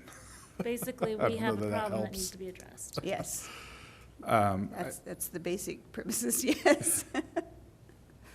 Yeah, I think from an equity standpoint, we, looking at where some of our current pay is, let me actually go back to what current philosophy is as far as hiring goes.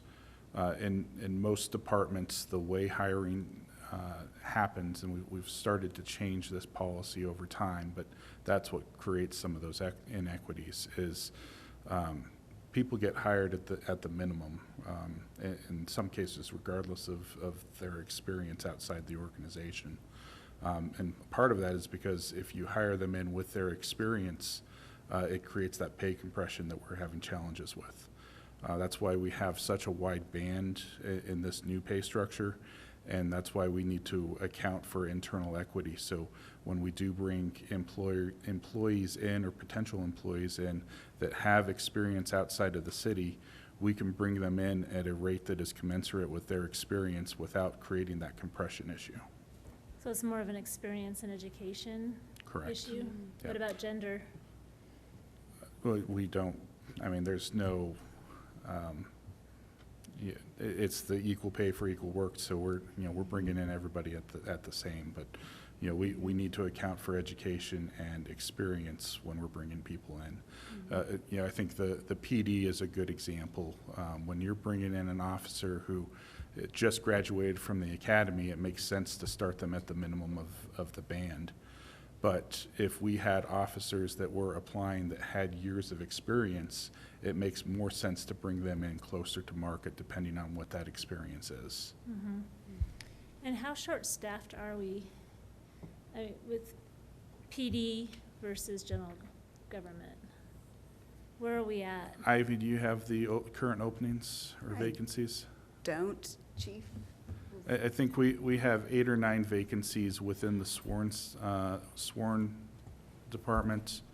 I know there's 2 or 3 vacancies on the non-sworn side of the PD.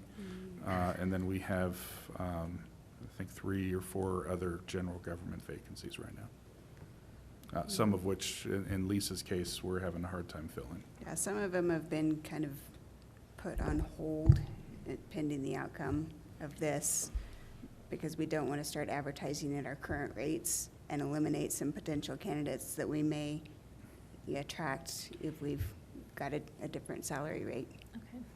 Councilmember Reed? So, my question, I guess, is probably for you, Chief. With everything that we talked about at our retreat, I know that this isn't the answer to everything, but as far as the shortages that we just discussed, as far as how short-staffed we are in the police department specifically, does any of this account for more than just the ones that you talked about, but for like your bigger picture and everything that you put in our book as far as what you're wanting to do for the department? I mean, this $860,000, does that? This is lockstep, yes, ma'am. Okay. This is lockstep. This is a path, mirrors, puts us on trajectory with the market. It allows for us to build that career development program that we talked about that will accent the professional standards of the agency, moving us towards accreditation. All of this it springboards from this. Chief, I'm going to ask you to do something without revealing any names or identities or anything. At the very beginning of the presentation, Ivy mentioned that we've got people holding on to see what the results of the study are. Can you talk about that one situation where we had somebody that was, I had a young officer, it was probably about 3 weeks ago, that called me at home and wanted to talk to me rather desperately. And I got dressed, I went up to the office, we sat down and talked, and he described a financial scenario for me that was quite painful to hear. He could not afford to live in Canyon City, so he had to, which of course we want our police officers to work or live and work in our community. He couldn't afford to live here, so he had to move to Florence.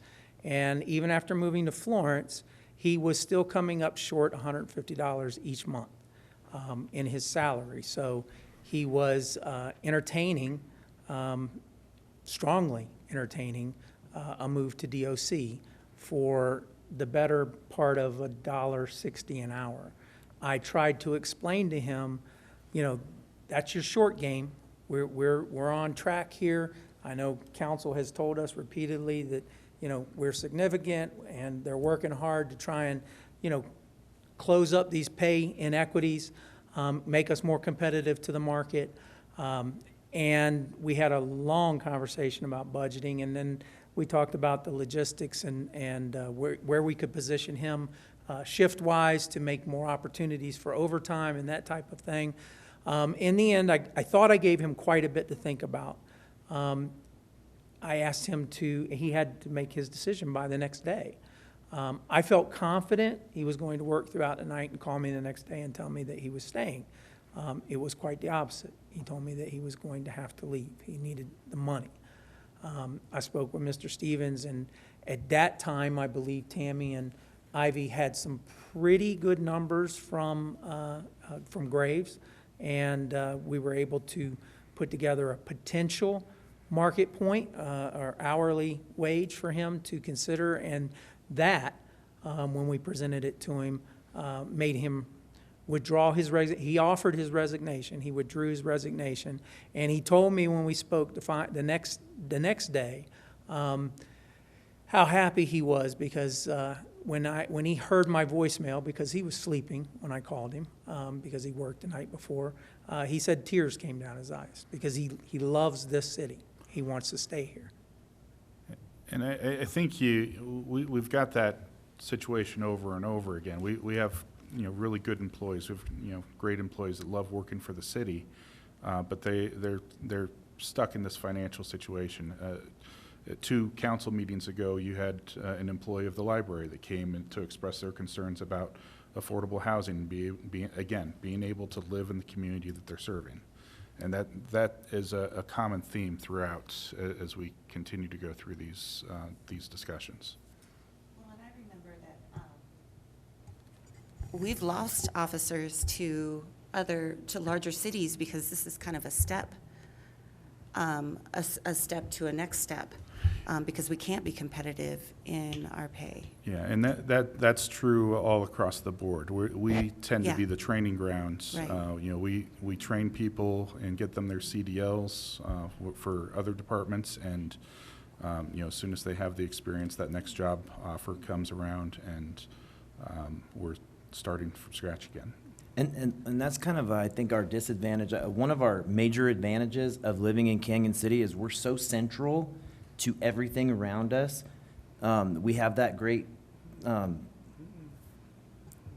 option, but we also have these state and federal entities that are so close to us, like BOP and DOC, who not only offer law enforcement style jobs, but also administrative as well.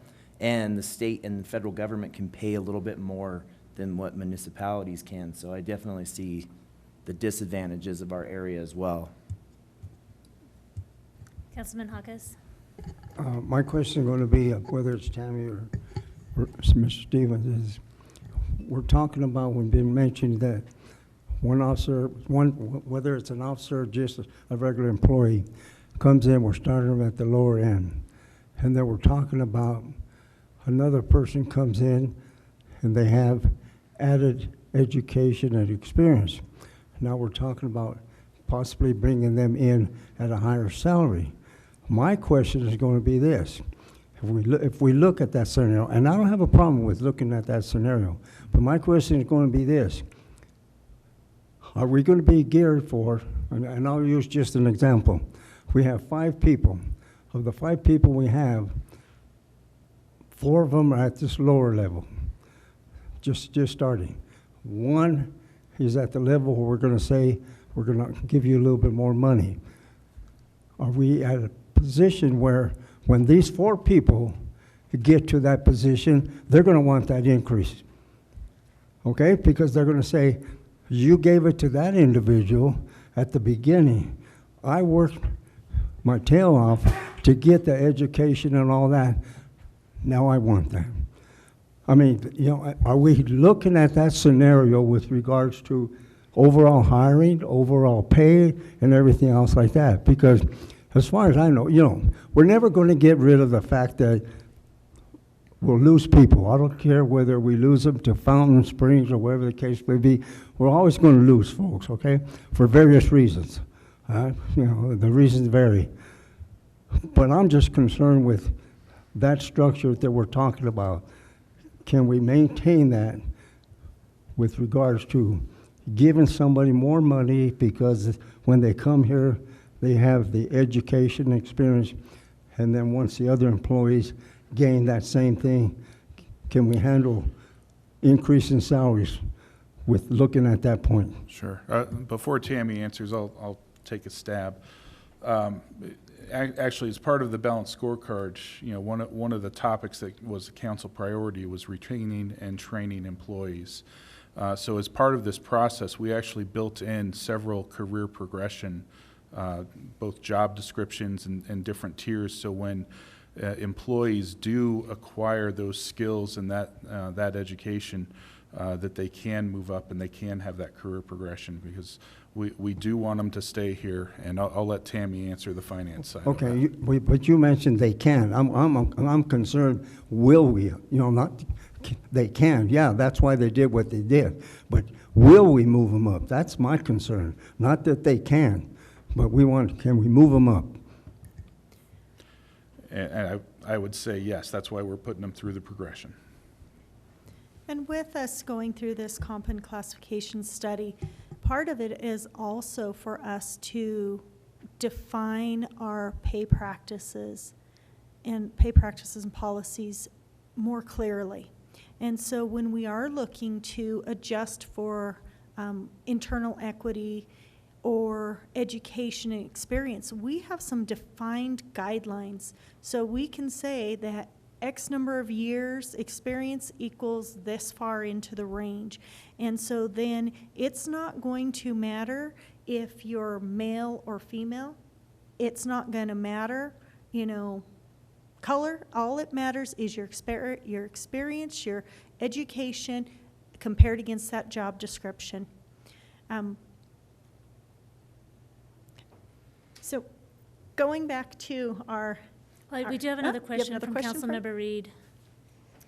So I just wanted to say, you know, first of all, the amount of effort and time that you guys have put into this is considerable, because even just in my tiny corner of the world, dealing with pay and employees and law is just exhausting. And so thank you for that piece of it. But I do think that there's one area, you know, we've talked about a lot about the pay, but really it's about a bigger thing of paying people what they're worth. And worth is based off of experience and education. And so I feel like this is allowing us to do really what's ethically right by our team of people that are serving our community. And it benefits the posture that council has taken about being business friendly, because happy employees, happy customers, like it works really well together. Or at least it's employees to take care of the They're customers. like, hi, would you like to be yelled at and poor?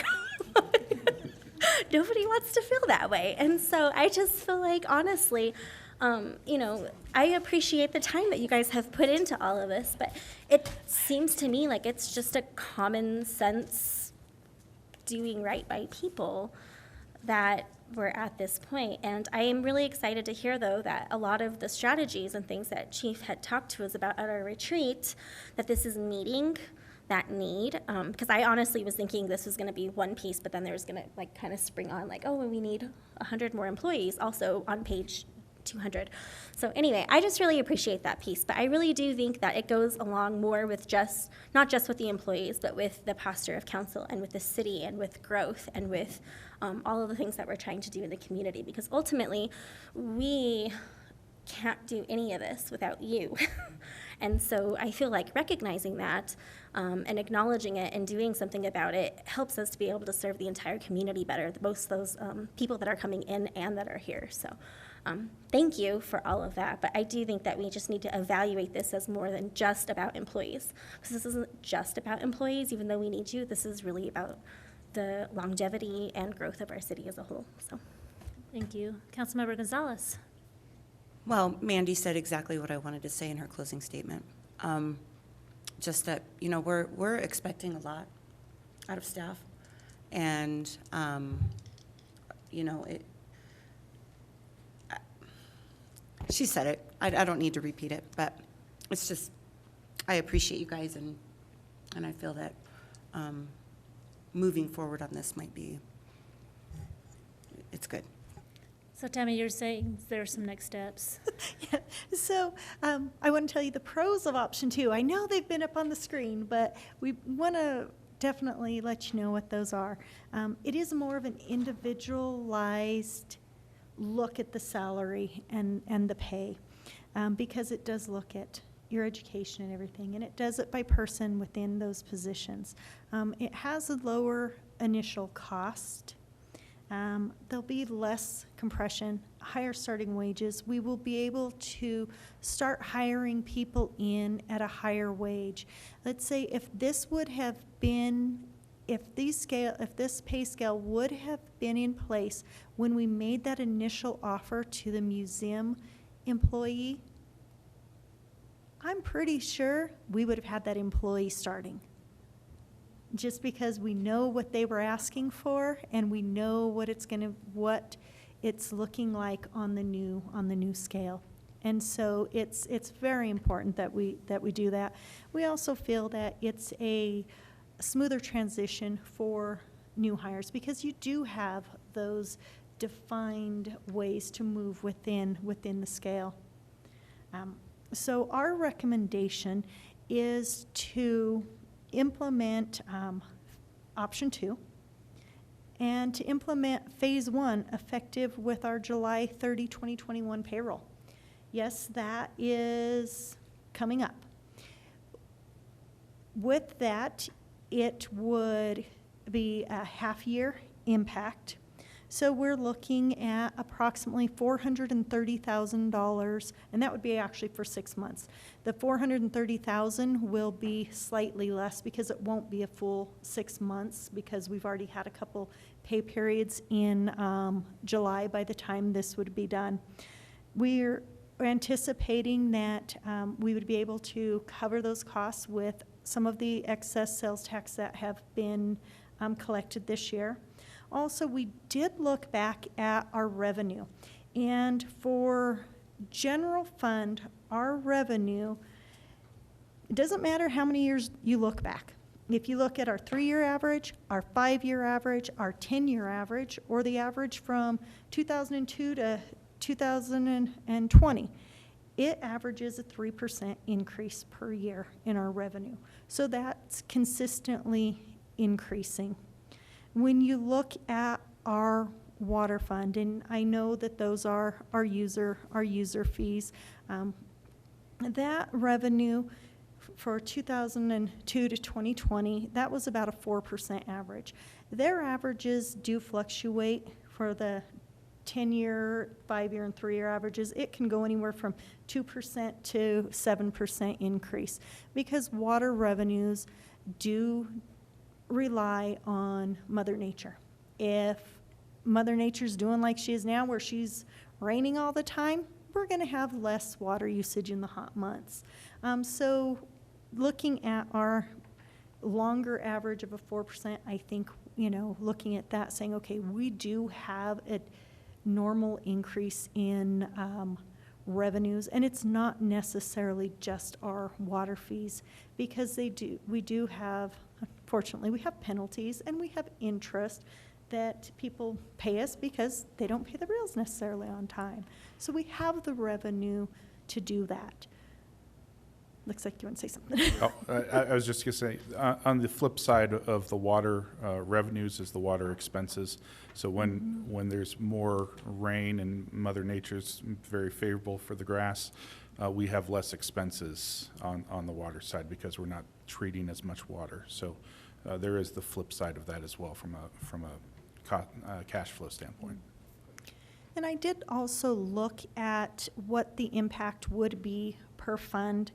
And so of the annual impact, when we looked at the annual impact of approximately $860,000, $687,000 of that would be general fund and parks. Of that would be $288,000 that's accounted for the police department.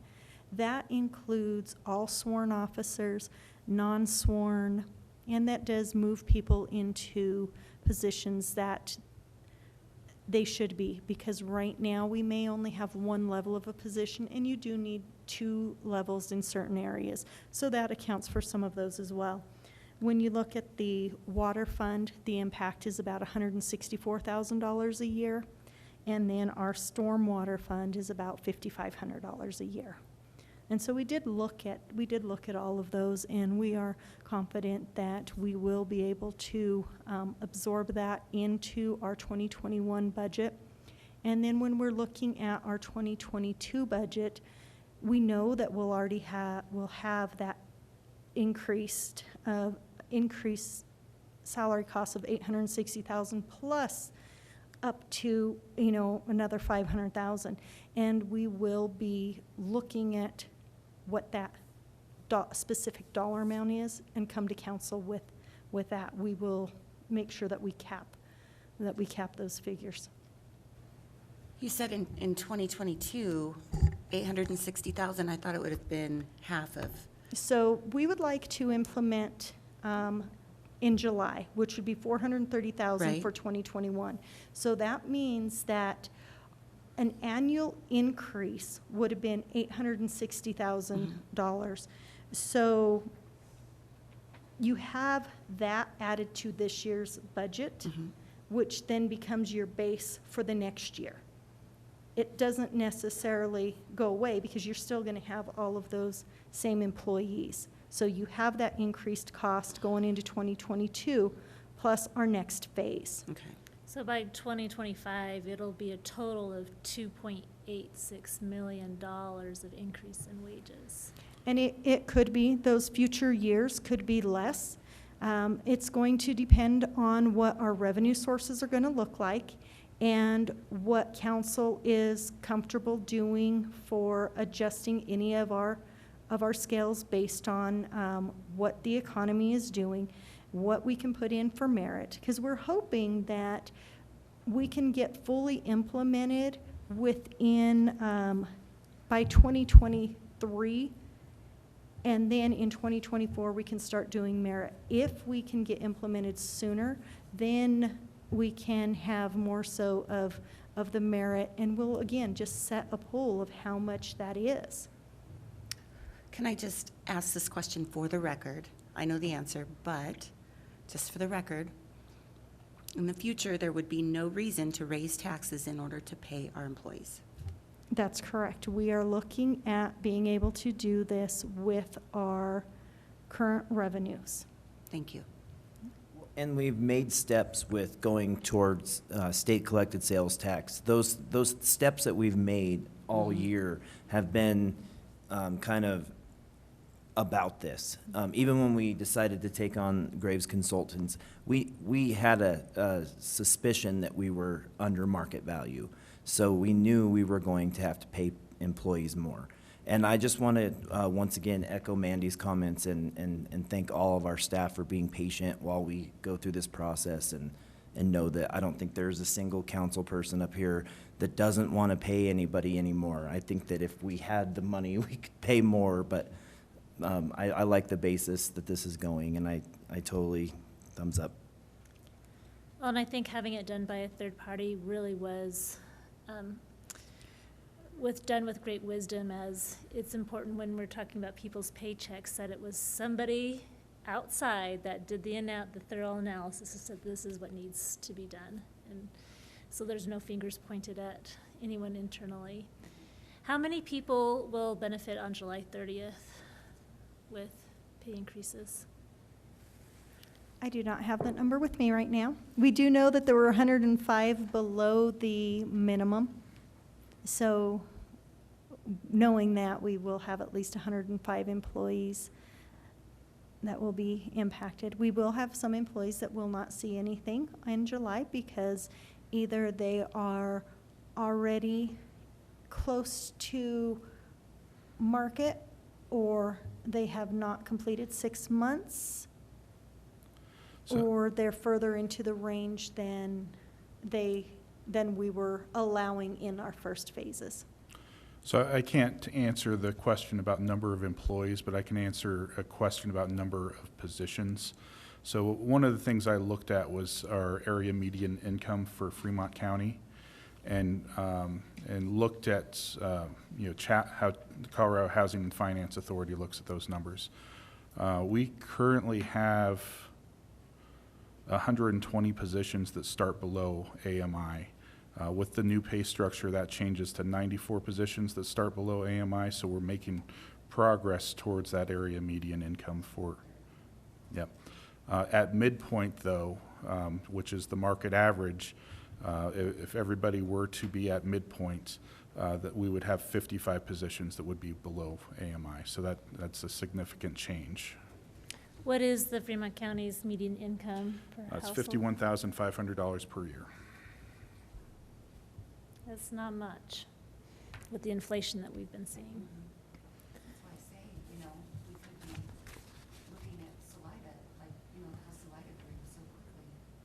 Well, and especially, I mean, for the longest time, we had the perception of our cost of living is cheaper, and it's not anymore. So we now have these positions that are paying $13 an hour, and we have no rental inventory, we have less housing inventory, so people have to look at Florence or other places to live, and that's not what we want. Well, and if we're paying somebody, what was it, $13.22? Is it from 20 years ago? Just think of the inflation over just this past 20 years. So we could re-advertise with. Could you re-offer the position to the top? I just wondered if that was an So are you looking for a thumbs up for city council to move forward with this, with option 2? Yeah. And will this come before city council? Yeah, we will bring something before city council. What's the timing that you're looking for, Tammy? We are looking to bring this for the, is it the 19th? July 19th meeting, we will bring a resolution forward. July 19th, we'll see this resolution. Can I give 2? Yeah, I got hands up too, but I want to make one final comment because a lot of people, everybody asks different questions of each one of us. And my concern, and I guess you can feel what my concern is because I always bring it up. My concern is with the people that talk to me is we're spending a lot of money. We spend money for concertinos, we spend money for this and that. And so that's why my concern is when we look at this stuff, so I can let the folks know that talk to me about that the money in a sense that we're spending is basically, in my opinion, and hopefully the rest of the council's opinion, justifiable, okay? Because I don't want us to get to a point where we're spending more than we can afford to spend and then get ourselves in a bind where all of a sudden, hey, guess what? We didn't think about this, but we've been there. So that's why all my questions, when I question what we do with everybody, when it comes to that, I look at the ultimate dollar. that this city can afford to put out with regards to the money that comes in from the citizens of this town that make some of that happen, along with the tourists and everything else. And I'm okay with this one here. Absolutely, Councilman Jaquez. I think we as staff do the same thing. The last thing I want to do as the city administrator is to do something and then have to take it back or have to cut a position or something because we can't afford it. We go through, and as I said at the very beginning, we have gone cross-eyed analyzing this as many different ways as we can to try and make sure that we're doing the fiduciary thing and be responsible with the city funds. And as Mandy stated, I'm sure if every time you talk to a department head, one of their wishes would be to hire more employees. We aren't hiring more employees. We're just trying to retain the ones we have, or hire the basic ones so we can fill potholes, we can take care of our basic needs at the library and at the museum. And most importantly, probably, deliver water, and our public safety is one of the most important things we can have in our community, and taking care of our police officers so they can actually buy groceries to feed their family. And demonstrate that what their value is to us as a community and as a city council. And so definitely a thumbs up here as well, that we need to make sure this is a priority in our budget moving forward. So I think that's all of us, right? Yep. Anything else you need from us before we adjourn? No, I just want to thank City Council for your support on this. It's really appreciated. Well, you have all done a lot of really, really hard work, and also kudos to Lori Graves. This was an excellent study and presentation. And also to our department heads, Lisa Stutz and Chief Schick, for being here and representing our staff as well. So thank you. And to the rest of our audience that came and sat through this This whole was a meeting. long one. This was a long one for your first time. We need to get a picture. Couple times I saw you guys back there giggling. You're pulling weeds for that one. I still think, I think they've earned a few giggles to this to survive. But you need to come up and after we adjourn, come up and have a picture with Councilmember Gonzalez and get a feel for, when you run for an elected position someday soon. Yeah. Until then, this meeting is adjourned.